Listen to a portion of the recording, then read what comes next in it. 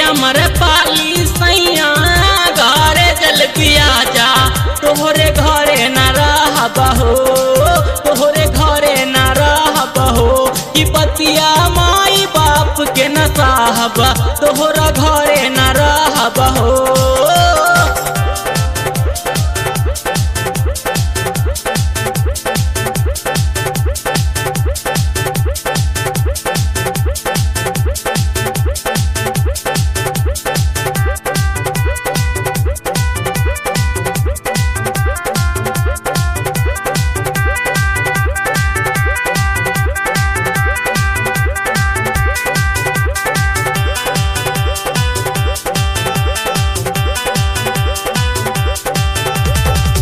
देवरा निहारे हमर चढ़ल जवानी हो मारे ली हरदम ताना नाना दा देवरानी हो।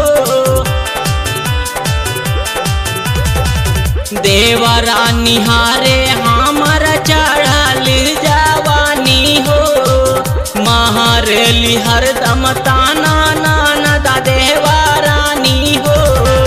बतिया न मन बाता के जहर मारबा तोहरे घरे न रहबहो तोहरे घरे न रहबहो कि पतिया सास ससुर के न साहबा तोहरे घरे न रहबहो।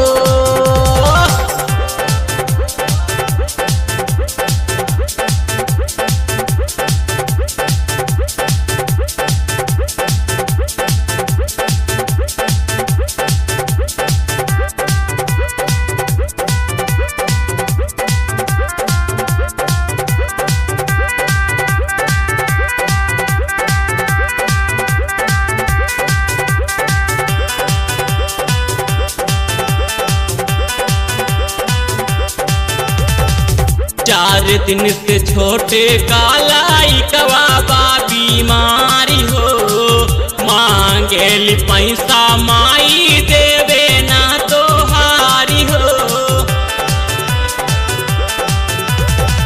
चार दिन से छोटी कालाई कवाबा बीमारी हो मांगेली पैसा माई देवे ना तोहारी हो।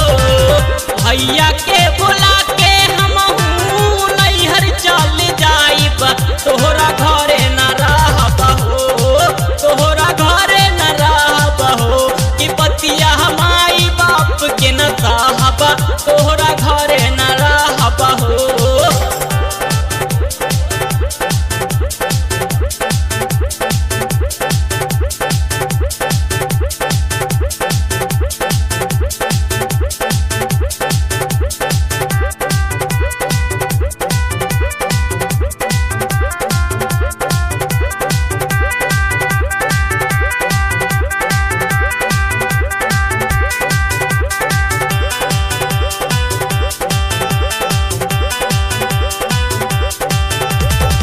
राइटर सतीश देखा लिख के बतावे हो राम जी शर्मा देखा गाई के सुनावे हो।